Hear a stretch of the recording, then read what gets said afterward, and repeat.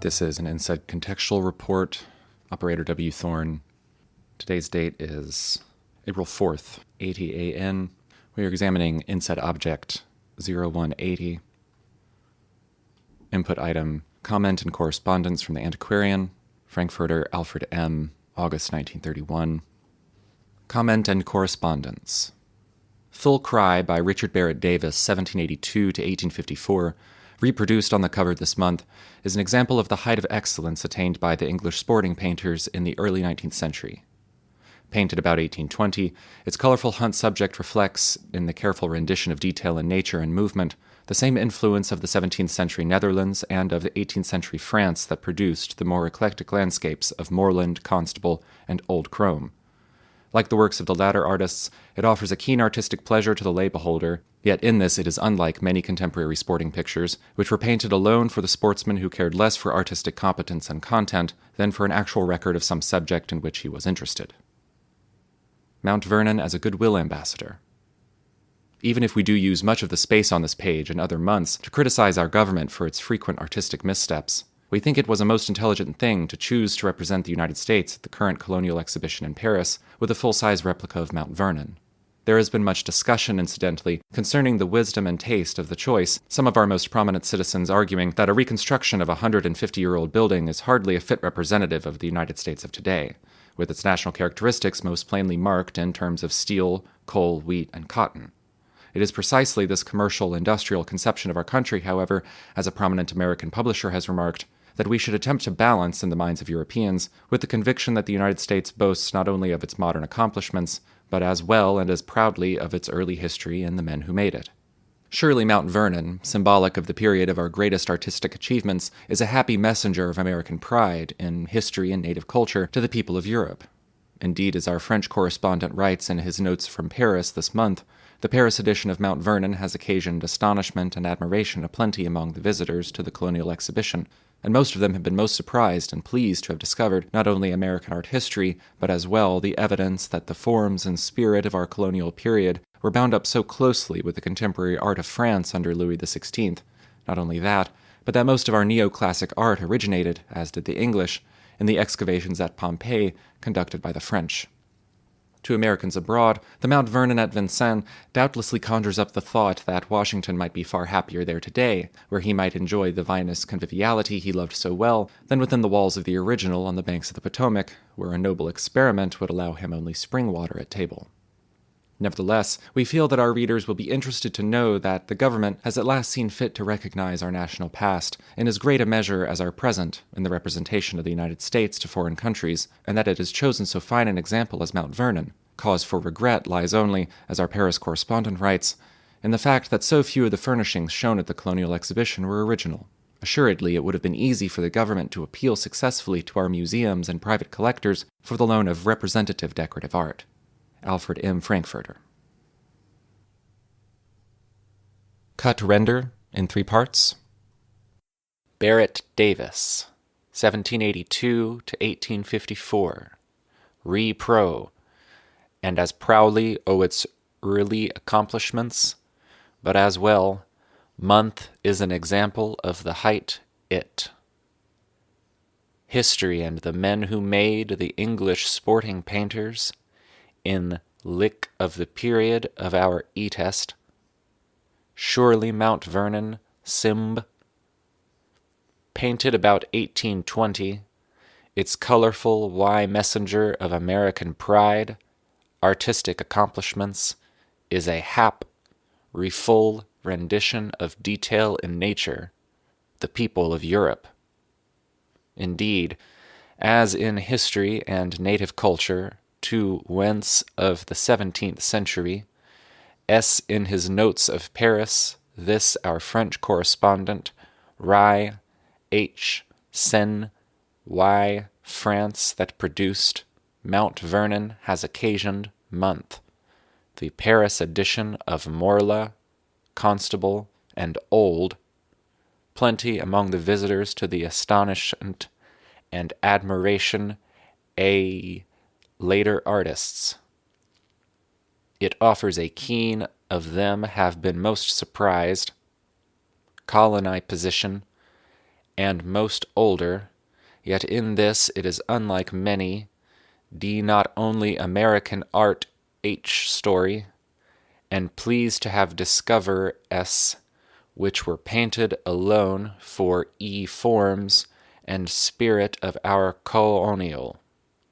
But as well, the evidence that our artistic competence and content lie with contemporary of period were bound up so close, some subject in which he was only that, but that most of France under Louis XVI, as did the English, in the our neoclassic art originated the French. 13. Ions at Pompeii conducted B. Mount Vernon as a ville to Americans abroad. Goodwill ambassador cubblessly conjures up the thou. Even if we do use much happier there today, where of the space on this page in other months to criticize our alti? He ved so well than 22 government for its frequent artistic missteps, we think, the banks of the Potomac, it was a most intelligent thing, too, whose, to represent the unite, allow him only spring water. D states at the current colonial exposition in Paris with a full.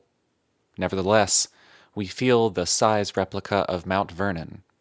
There has been much discourse incidentally, concerning the and taste of the Cho, national past in as great se of our most prominent citizens, arguing that a recon representation of the unite struction of 150-year-old building is hardly that has chosen so fine fit a representative of the United States of today, with its nat for regret lies or lie, as our Ionial characteristics most plainly marked in terms of steel, coal, that so few of the furnace in wheat and cotton.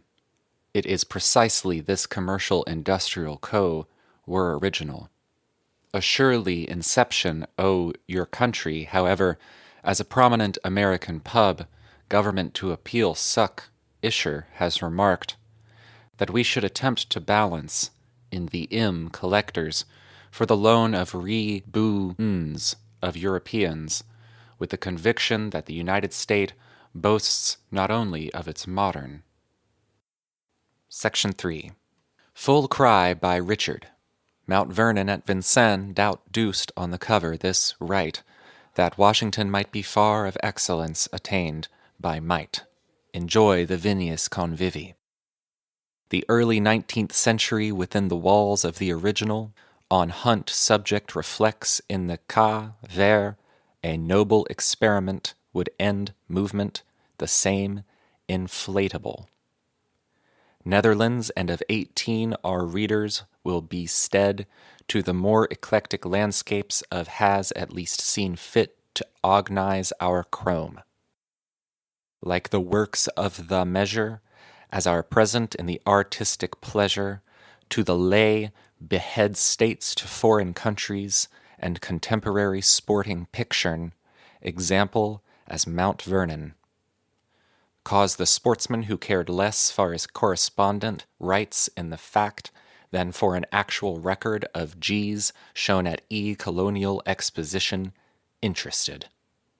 It would have been easy for the fully to museums and private representative decorative art. AMF. Additional appendices. Catch-22.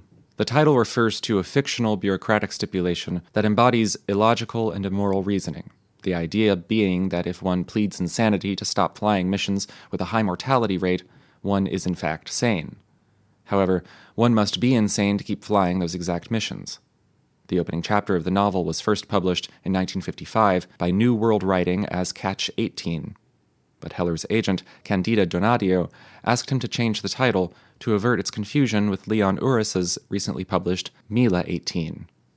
the implications in Judaism of the number 18, which refers to chai, meaning alive in Gematria, were relevant to Heller's somewhat greater emphasis on Jewish themes in early drafts of the novel. See Netherlands and 18 in text.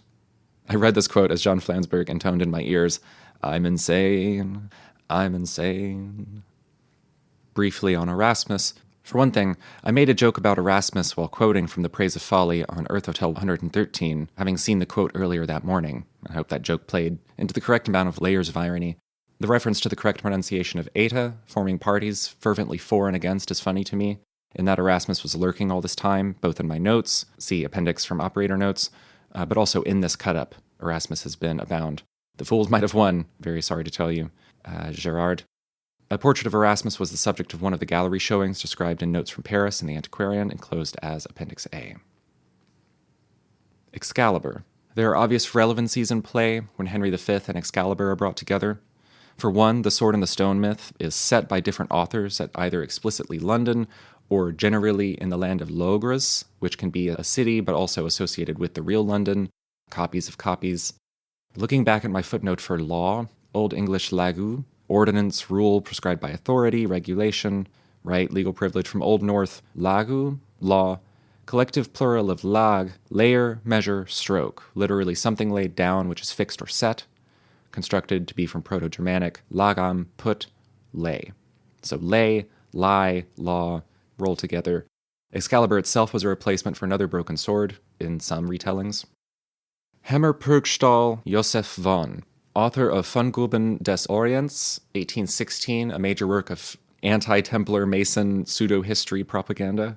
Quote, the most widespread awareness of the assassins in modern Europe and their incorporation into the Romantic tradition, the 1818 book Die Geschichte der Assassinen aus Morgenländischen Quellen, translated into English in 1835 as The History of the Assassins. This work was the standard one on the history of the assassins in the West until the 1930s, end quote. Of great influence upon novel Alamut by Vladimir Bartol, 1838, which thereby passed the legend of Hassani Saba to William S. Burroughs, along with the maxim, nothing is true, everything is permitted. These related works come into play here due to a single word, etist. According to the Oxford English Dictionary, there is one traceable use of this word in the last 300 years, due to a settled etymological debate. We're not talking about etists anymore. There aren't etists anymore, and that use is from Fungruben, Volume 5, page 435. Thank you to the Reddit etymology user with an Oxford English Dictionary fucking paywall access that allowed me to track this down.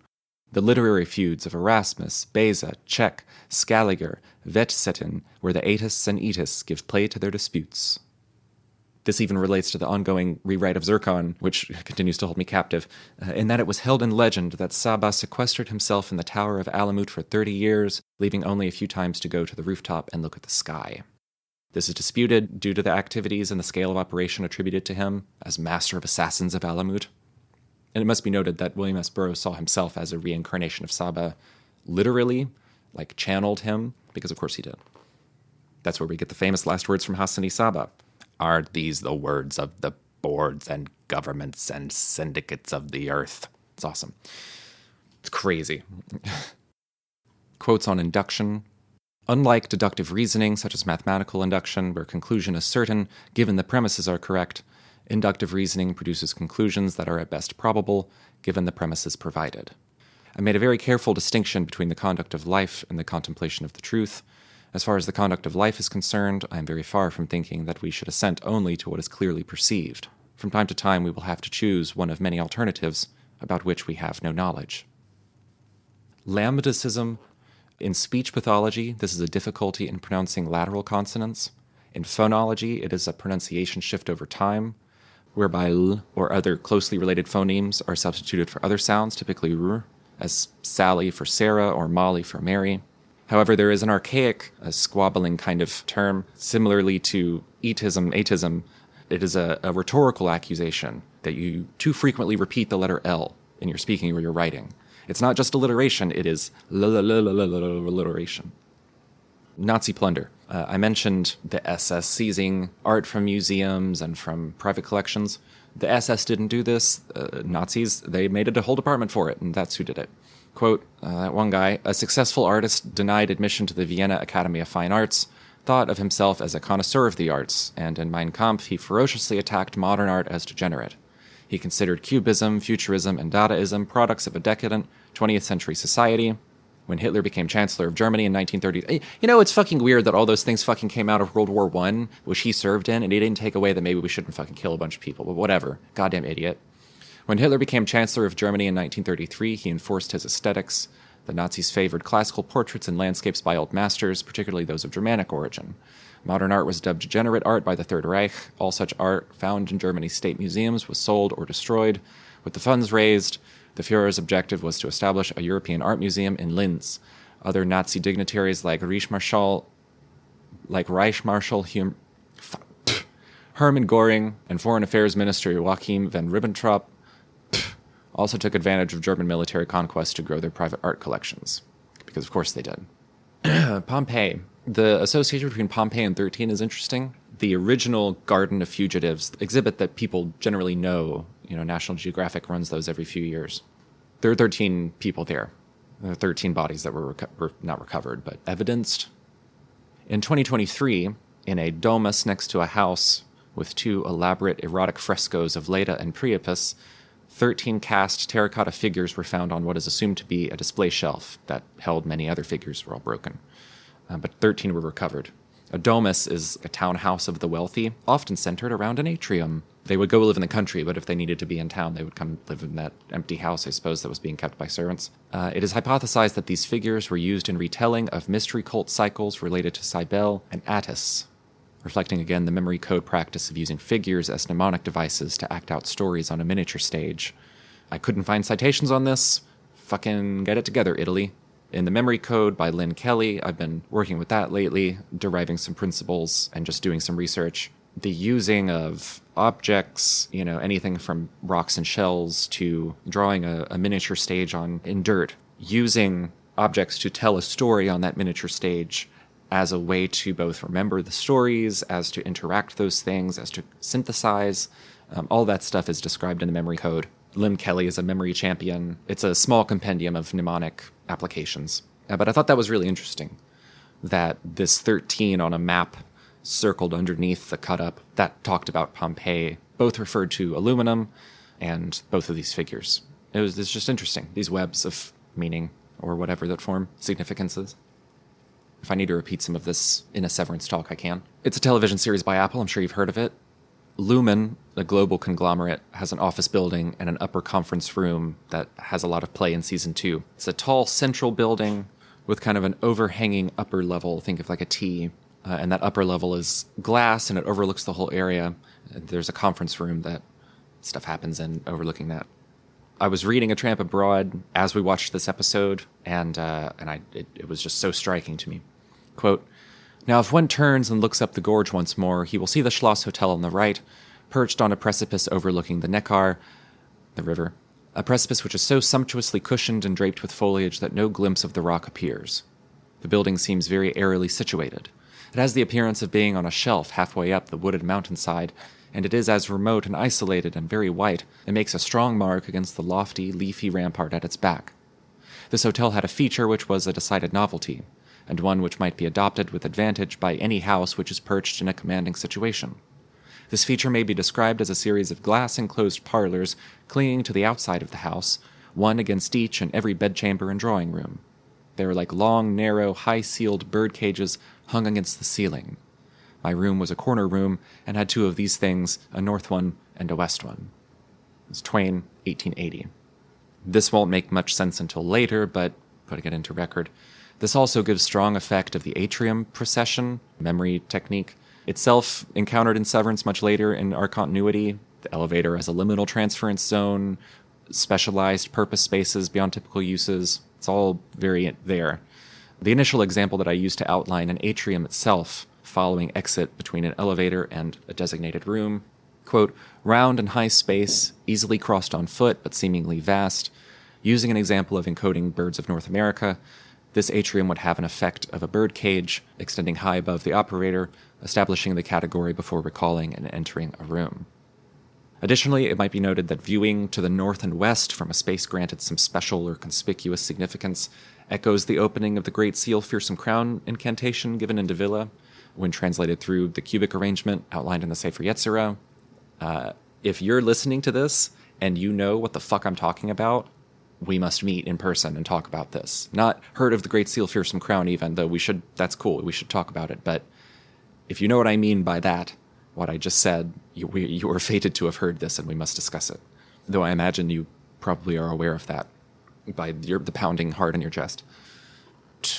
March 7th, episode of Season 2, Chikhai Bardot of Severance. There's strong resemblance between these journeying sequences depicted to initial Earth Hotel dreams, beyond just like memory montage. Lesson of Two Dreams on Songbook Hypnosis album. I think you can find that on my actual YouTube page, Jackie Cotillard. Incidentally, journeying is the term used by Lynn Kelly to describe mnemonic roots. The title of the episode is one of 6 world schema in the Tibetan Buddhism cosmology. Our waking life is the Kyenye Bardo, with its subset of dreaming, Milam. I talk about that on the landing page for the Earth Hotel site. Quote, the 4th Bardo begins when the dying process begins, specifically when the outer and inner signs presage that the onset of death is high.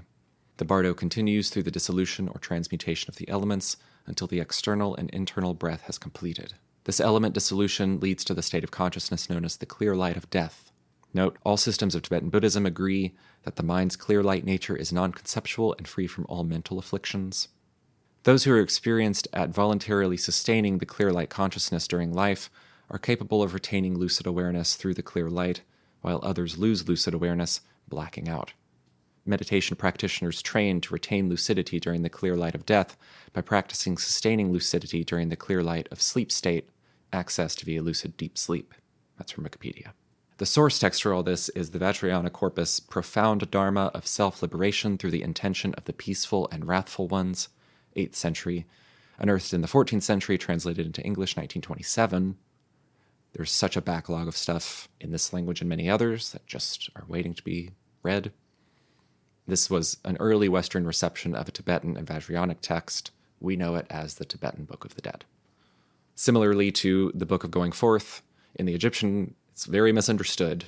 This is not some end-all be-all explanation of life. This is pretty specific death practitioner, psychopomp training guide more than it is like a doctrine of the universe. Similarly to how the Egyptian Book of the Dead or the Book of Going Forth by Night or by Day, they're manuals, they're not description. I'm going to mention the Colonne Vendôme just briefly, which was the inspiration for the first Washington Monument. The colonne was made for Napoleon to celebrate the victory at Austerlitz and completed in 1810. After the Bourbon Restoration, the statue of Napoleon on top was pulled down, fulfilling a prediction of Marx from 1852. Quote, if the imperial mantle finally falls on the shoulders of Louis Bonaparte, the bronze statue of Napoleon will fall from the height of the Vendôme column, end quote. It was melted to recast a statue of Henry IV on Pont Neuf, which had been destroyed during the Revolution. The statue was depicted in some of the earliest daguerreotype photographs, though incidentally they weren't photographs of the column, around 1836. The entire column was destroyed during the Paris Commune in 1871. Painter Gustave Courbet proposed that the Commune disassemble and preserve the column elsewhere, but this was not adopted. I can't remember if he was the leader of the entire thing, like elected president, or if he was just appointed to deal with this issue, I forget. Nevertheless, he was forced to pay the cost of having the colonne rebuilt and the statue reestablished on top. Once, the commune was broken up by force, he could not pay that price. It was several years' worth of salary. He couldn't pay it. He fled to Switzerland and died in exile just a few years later, which is sad. Washington's Noble Experiment. This is from millstonevalley.org. And this is from John Milton of Paradise Lost, which I appreciate they quoted. Compact of unctuous vapor, which the night condenses, and the cold environs round, kindled through agitation to a flame, which oft, they say, some evil spirit attends, hovering and blazing with delusive light, misleads the amazed night wanderer from his way, to bogs and mires, and oft through pond or pool, there swallowed up and lost, from succour far. The fire compact of unctuous vapor, called will-o'-the-wisp or jack-o'-lantern, has been given many other names, and legend has it that it haunts moors and bogs all over the world. But the conversation at Washington's headquarters in the Berrien House at Rocky Hill that led to the 1783 experiment on the Millstone River was of a more scientific nature. Country folk said that the water in the river by the mill at Rocky Hill could be set on fire. Was that true? And if so, what was the cause? General Washington was in residence at Rocky Hill as the Revolutionary War ended, waiting for the newly signed Treaty of Paris to arrive. Thomas Paine visited Washington there. Paine believed that the flame in the water was caused by flammable air, but others disagreed. To test the hypotheses, Washington and Paine, with the help of General Lincoln and General Cobb, set out in a boat to try to set fire to the Millstone River. On November 5th, 1783, Washington, Paine, Lincoln, and Cobb set out in a scow on the Millstone River near Rocky Hill. Each man had a roll of cartridge paper, so called because it was used for making paper cartridges for breech-loading guns. They set fire to the paper and held it 2 to 3 inches above the surface of the water. They were accompanied by soldiers who disturbed the bottom of the river with poles, causing bubbles to rise to the surface. Holding the flaming paper above the rising bubbles, they observed that the gas within it burned as it rose above the surface of the water. This demonstrated that it was not the water or organic matter from the river bottom that burned, but the flammable air that rose out of the water. End quote. Turned out to be methane. This is attested in several sources as being the first scientific experiment in the New World. Anyway, I can see that from a source in 1806, not much from somebody writing today, not if you include like agriculture or measurement or building or like, I don't know. I get what it's saying is that it's a post-enlightenment, post-quote scientific method, but the scientific method as we know it and are taught it in schools was never like a codified thing people followed. It's a post hoc description, whatever. Interestingly, the 1806 Paine essay, which describes this experiment, the cause of yellow fever, uses pub in an archaic way, which I've had a bit of trouble trying to track down the etymology of that. And that's a reference to like an American pub gave this as comment. Hey, maybe by the time the video goes out, Hegseth will be fucking fired or impeached. That'd be cool. You fucker. Quote, this is from Paine. From Thomas Paine, common sense. A scow had been stationed in the Mill Dam, and General Washington, General Lincoln, and myself, and I believe Colonel Cobb, for Humphreys was sick. Not Hubert Humphreys, obviously. Or maybe, I don't know. And 3 or 4 soldiers with poles were pub on board the Scrow. I couldn't track this down at all. There wasn't a reference to it anywhere. General Washington placed himself at one end of the scow and I at the other. I don't know if it's scow or scow, whatever. Each of us had a roll of cartridge paper, which we lighted and held over the water, about 2 or 3 inches from the surface, when the soldiers began disturbing the bottom of the river with the poles. So that's interesting. In the spirit of earlier attestations of public as relating to people at large, just generally like, we still think of it as like, I'm out in public if you're just around anyone that's not in your house. The public, he may be clipping public to just simply refer to all the people on the boat. We were all on board the scow. The conventional use of pub is clipping a public house anyway. Appendix A, Notes from Paris from the Antiquarian, by Pierre Bethelot and G. Brunon-Gardia. The commemoration of the 4th century of the College of France, founded by François I in 1531, furnished the occasion for an interesting exhibition at the Bibliothèque Nationale. In the magnificent but severe setting of the Galerie Mazarin, it may be feared that the display of souvenirs would not attract the general public to any considerable extent. Happily for art lovers, however, the organizers, headed by Monsieur Joseph Bédier of the French Academy, the director of the College of France, and Monsieur Pierre Despezel, secretary of the committee, had done their utmost to bring together the finest works of art which bear upon this commemoration. Thus we saw side by side the portraits of François I by Titian and by Clouet, lent by the Louvre. Another Clouet had come from Florence, and the magnificent Erasmus by Holbein, belonging to Mr. Walter Gay, was there too. In the hall, hung with tapestries from the Gobelin works, which were founded by François I, were some very fine busts, among them 2 by Houdon. And not far away were miniatures evoking memories of the circle of scholars that surrounded the king, Marguerite of Navarre, Guillaume Boudet, Cardinal de Bellay, and figuring in an unexpected trio were 3 of the first pupils of the Royal College, Rabelais, Calvin, and St. Ignatius Loyola. If the organizers of this exhibition were up against a certain bareness involved in the subject, the Society of Friends of Versailles, presided over by Viscount de Fontenay, French ambassador to the Holy See, have not been faced with that trouble. Children of Bygone Days is the title under which all sorts of works of art and precious souvenirs on the subject of children have been collected from the 17th to the middle of the 19th century. The luxurious but genial setting of the Hotel of Foreign Affairs, which is now the Library of Versailles, lent itself admirably to such an undertaking. The house itself is still too little known by tourists, and the row of tiled rooms with high gilt wainscoting and shelves behind delicate wrought grills are in themselves worth a visit. The exhibited pieces comprise both works of art which have children for their subject or pretext, and objects from the daily life of children of bygone days. So the exhibition presents a double interest, that of art and historical curiosity.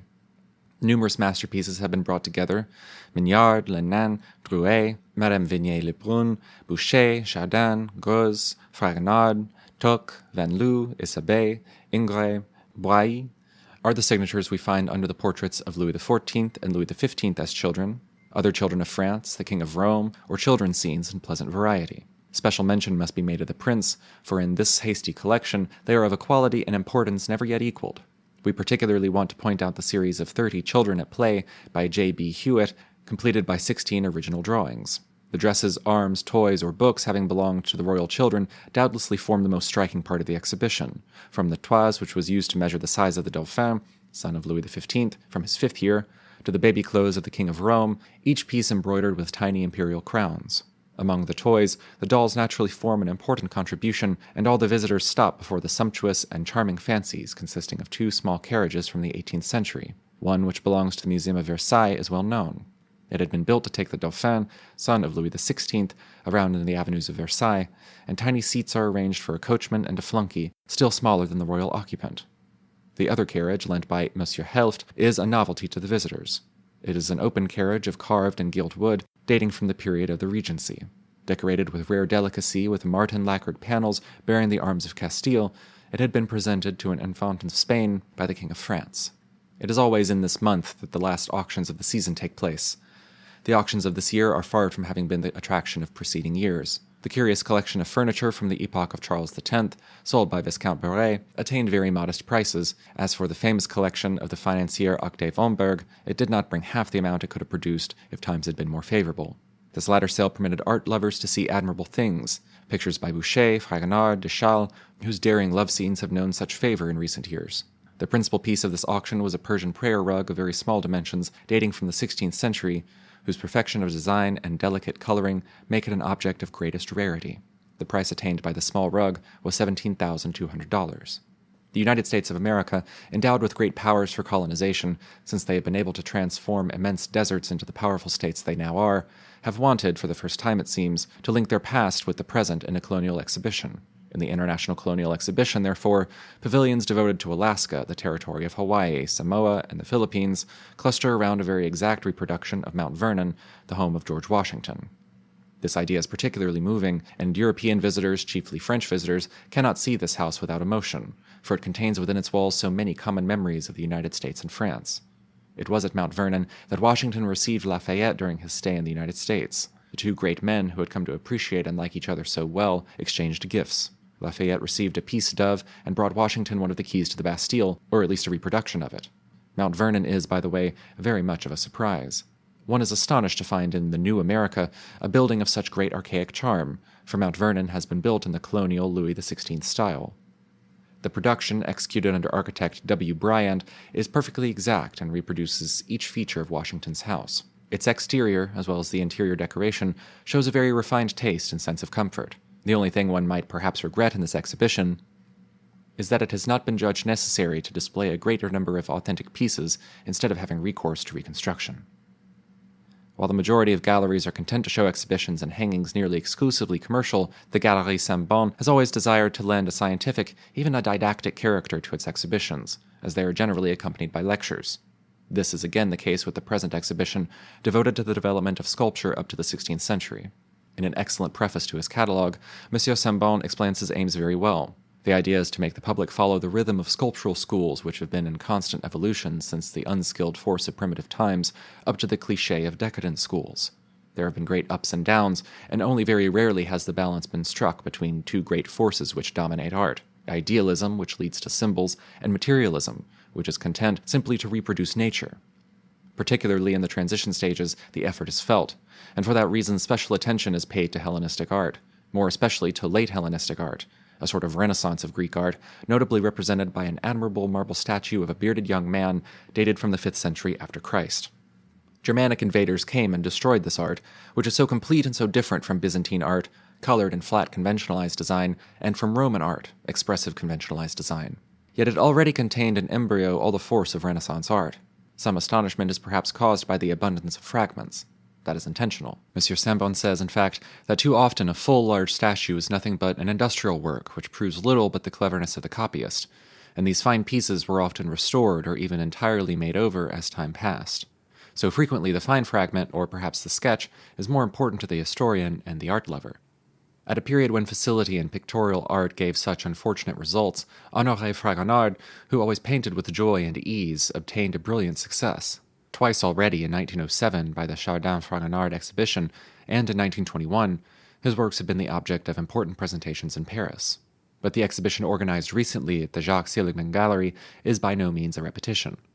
Only drawings have often been said doubtlessly to constitute the most relishable part of the work of this essentially impulsive artist. The collection which has been brought together marks an extremely fine and clever choice. It is doubtful whether it will be possible for a long time to come to succeed in getting together as remarkable a series of works drawn from the greatest museums of the two hemispheres, and from famous private collections. It permits one to form a thorough judgment of the extraordinary talent of improvisation which characterizes Fragonard, and also to see to what perfection this facile painter possessed the technique of his profession. His sketches are as varied as his procedures. Fragonard draws his inspiration from all and everything. Landscapes painted after nature or composed carefully in the manner of his friend Hubert Robert, sketches for more or less amorous scenes, the locked door for instance, touching family scenes like a canvas by Greuze or a ditty by Diderot, and also through more rare quick sketches from models, a lady friend or a feminine relative. All means are good. Pencil, light-washed drawing, sepia, certainly the triumph of the natural gifts of genius. Fragonard pleases by his incredible cleverness which makes the too improbable come true. On closer inspection, one must admit, however, that to a certain extent he lives on conventions. There is hardly more than one feminine type for all his women, a type which pleased him and which he went on repeating without getting tired of himself or tiring others. Nevertheless, when he wanted to, Fragonard could equal the most precise of his rival masters, as for instance in a portrait of a Neapolitan woman executed in 1774 during a trip to Italy. By its seriousness and force, this work cuts through and rises above his constructed or partly constructed works. One might still cite the charming Party at St. Cloud, black lead pencil and watercolor, the young woman taken in profile from the Museum of Decorative Arts in Paris, and a curiosity, Liberty crowning the bust of Franklin. Appendix B, Paris Notes, by Twain, republished courtesy of AmericanLiterature.com, crowded out of A Tramp Abroad to make room for more vital statistics. Mark Twain. The Parisian travels but little. He knows no language but his own, reads no literature but his own, and consequently he is pretty narrow and pretty self-sufficient. However, let us not be too sweeping. There are Frenchmen who know languages not their own. These are the waiters. Among the rest, they know English, that is, they know it on the European plan, which is to say they can speak it but can't understand it. They easily make themselves understood, but it is next to impossible to word an English sentence in such a way as to enable them to comprehend it. They think they comprehend it, they pretend they do, but they don't. Here is a conversation which I had with one of these beings. I wrote it down at the time in order to have it exactly correct. These are fine oranges. Where are they grown? More? Yes, I will bring them. No, do not bring any more. I only want to know where they are from, where they are raised. Yes, with imperturbable mien and rising inflection. Yes, can you tell me what country they are from? Yes, blandly, with rising inflection. Disheartened. Yes, they are very nice. Good night, bows and retires, quite satisfied with himself. That young man could have become a good English scholar by taking the right sort of pains, but he was French and wouldn't do that. How different is the case with our people. They utilize every means that offers. Oh, man. There are some alleged French Protestants in Paris, and they built a nice little church on one of the great avenues that lead away from the Arch de Triomphe, and proposed to listen to this correct thing, preached in the correct way, there in their precious French tongue, and be happy. But their little game does not succeed. Our people are always there ahead of them Sundays and take up all the room. When the minister gets up to preach, he finds his house full of devout foreigners, each ready and waiting with his little book in his hand, a Morocco-bound testament apparently, but only apparently. It is Mr. Bellows's admirable and exhaustive little French-English dictionary, which in look and binding and size is just like a testament, and those people are there to study French. The building has been nicknamed the Church of the Gratis French Lesson. These students probably acquire more language than general information, for I am told that a French sermon is like a French speech. It never names a historical event, but only the date of it. If you are not up in dates, you get left. A French speech is something like this. Comrades, citizens, brothers, noble parts of the only sublime and perfect nation, let us not forget that the 21st January cast off our chains, that the 10th August relieved us of the shameful presence of foreign spies, that the 5th September was its own justification before heaven and humanity, that the 18th Brumaire contained the seeds of its own punishment, that the 14th July was the mighty voice of liberty proclaiming the resurrection, the new day, and inviting the oppressed peoples of the earth to look upon the divine face of France and live.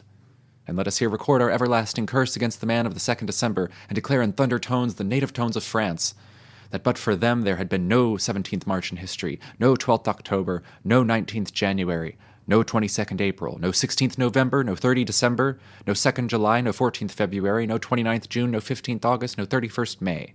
That but for him, France the pure, the grand, the peerless, had had a serene and vacant almanac today. I have heard of one French sermon which closed in this odd yet eloquent way.